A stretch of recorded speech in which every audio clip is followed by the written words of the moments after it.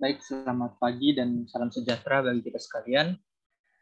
Pada kesempatan kali ini, kami dari kelompok 3 akan melakukan beberapa presentasi dan penjelasan dari mata kuliah proses industri kimia dengan dosen pengampu Ibu Profesor Dr. Insinyur Rosdaleni MT. Kami dari kelompok 3 terdiri atas 6 orang. Yang pertama ada Andromos Noverindo, NIM 19057. Kedua ada Devin Sinaga, NIM 19061. Ketiga ada Richard, 19072. Keempat ada saya, Joshua Silalahi, NIM 19126. Kelima ada Peterson, NIM 19131. Dan terakhir Devi Chandra, NIM 19137. Pada presentasi kali ini kami akan menjelaskan mengenai beberapa hal. Ada mengenai unit proses, unit operasi, lalu ada juga mengenai pengertian dari batch ataupun unit continue. Untuk penjelasan pertama, kami akan menjelaskan mengenai unit operasi dan juga unit proses. Di sini dapat dilihat bahwa unit operasi sendiri itu merupakan suatu unit peralatan di mana biasanya terjadi perubahan secara fisika. Unit operasi adalah suatu tahapan dasar dalam suatu proses. Unit operasi juga tidak hanya mengubah suatu zat seperti reaksi di dalam reaktor kimia, namun juga terjadi perubahan fisika maupun fasanya. Seperti ada beberapa contoh di sini dapat dilihat, ada pemisahan, ada kristalisasi, penguapan, filtrasi, dan juga yang lainnya. Sebagai contoh dalam pemrosesan susu, homogenisasi, pasteurisasi, dan pendinginan dan pengemasan. Masing-masing merupakan satu unit operasi yang berhubungan untuk menghasilkan keseluruhan proses.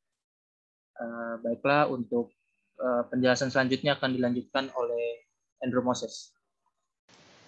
Ya, selanjutnya yaitu pembagian unit operasi ada di teknik kimia. Di pertama itu kami mengklasifikasikan proses yang pertama itu proses aliran fluida, di mana proses aliran fluida ini unit proses yang memanfaatkan gaya aliran dari suatu fluida untuk menjalankan unitnya. Contoh yang biasa kita lihat itu di lab-lab yaitu filtrasi. Mungkin di skala yang lebih besar seperti fluidisasi padatan. Terus klasifikasi kedua itu ada proses berdasarkan perpindahan panas, yaitu proses yang melibatkan peristiwa konduksi, konveksi, dan radiasi. Contoh yang biasa kita lihat di labnya itu evaporasi. Terus klasifikasi ketiga itu proses perpindahan massa, di mana proses ini merupakan proses perpindahan massa dari satu lokasi, biasanya berupa aliran, fasa, fraksi, atau komponen ke lokasi yang lainnya. Contohnya itu distilasi yang biasa kita lihat di lab, dan ekstraksi juga pernah. Terus klasifikasi yang keempat yaitu ada proses termodinamis. Proses ini melibatkan adanya keadaan gas, yaitu tekanan, volume, dan suhunya. Perubahan ini biasanya diiringi adanya perubahan kalor, usaha, dan energi dalamnya. Contoh yang biasa kita lihat di lab mungkin refrigerasi.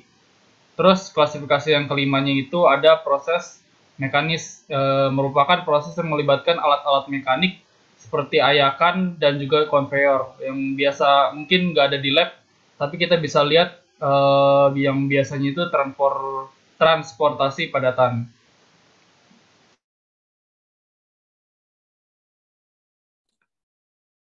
Nah, Selanjutnya itu akan adalah contoh. dilanjutkan oleh Jeffrey Chandra.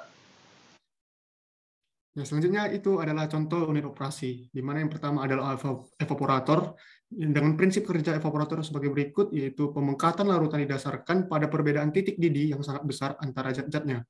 Titik didih cairan murni dipengaruhi oleh tekanan, dijalankan pada suhu yang lebih rendah dari titik didih normal. Titik didih cairan mengandung zat tidak mudah menguap.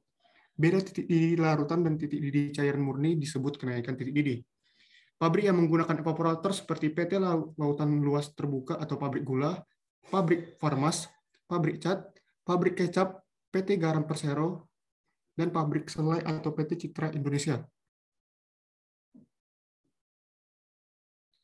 Nah, yang kedua itu adalah contoh unit operasinya, yaitu adalah filtrasi, di mana pengertian filtrasi kita ini adalah proses suatu campuran heterogen antara padatan dan cairan dari suatu larutan yang dipisahkan oleh filter medium, di mana cairannya akan melewati medium, tetapi padatannya akan tertahan.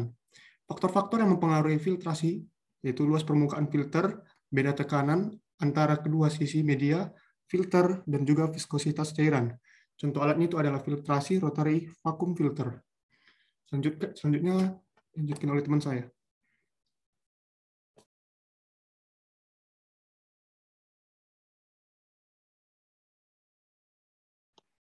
Oke, unit. Jadi di sini saya akan menjelaskan tentang unit operasi. Unit operasi yaitu suatu unit peralatan di mana terjadi perubahan secara kimia atau biologi. Unit operasi ini juga terbagi di 3 unit, itu ada unit persiapan bahan, unit pengolahan, dan unit finishing.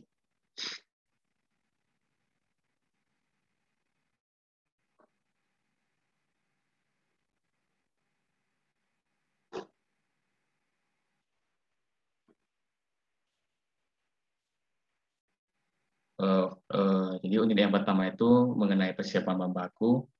Persiapan bahan baku ini memastikan bahan baku apa saja yang digunakan untuk dan sudah mulai standar untuk menghasilkan produk yang bermutu. Unit ini akan memastikan bentuk, fasa bahan yang digunakan, kondisi, komposisi, dan penampungan bahan. Sejumlah tahapan secara fisik pada unit ini antara lain ada penyeragaman atau pengecekan ukuran, penyerahan pemurnian, dan lainnya.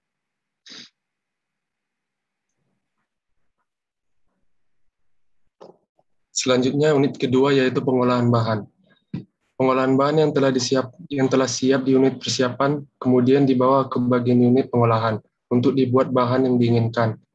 Contohnya itu ada proses sintesa yaitu pengolahan bahan baku yang dilakukan dalam suatu reaktor. Umumnya dilengkapi dengan alat-alat lain untuk mencapai kondisi operasi yang diinginkan.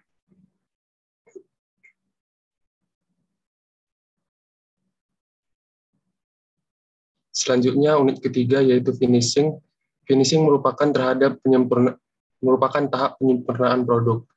Penyortiran atau pemilihan karakter suatu produk yang sesuai dengan standar menjadi target utama dari unit ini. Finishing yang dilakukan dapat berupa yaitu penyesuaian fase penyempurnaan bentuk produk kesesuaian kondisi, komposisi, dan penyimpanan penyortiran produk yang cacat dan tidak layak jual. Juga menjadi bagian unit ini, memerlukan seorang quality control. Selanjutnya akan dijelaskan oleh teman saya. Selanjutnya yaitu proses batch dan proses kontinu. Yang pertama ada proses batch, yaitu pemasukan dan pengeluaran hasil dilakukan dalam selang waktu tertentu atau tidak terus-menerus.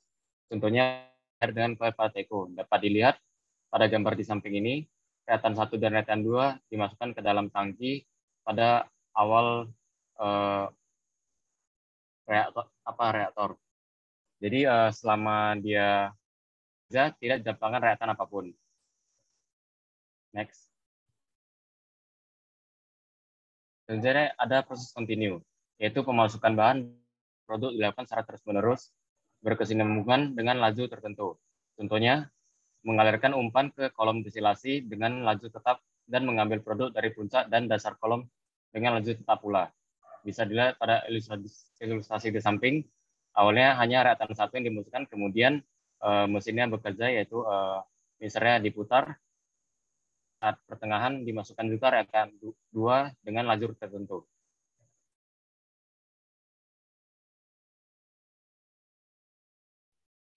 Baik, demikianlah penjelasan dari kelompok kami, kelompok 3. Apabila masih ada kekurangan, kami mohon maaf. Sekian dan terima kasih.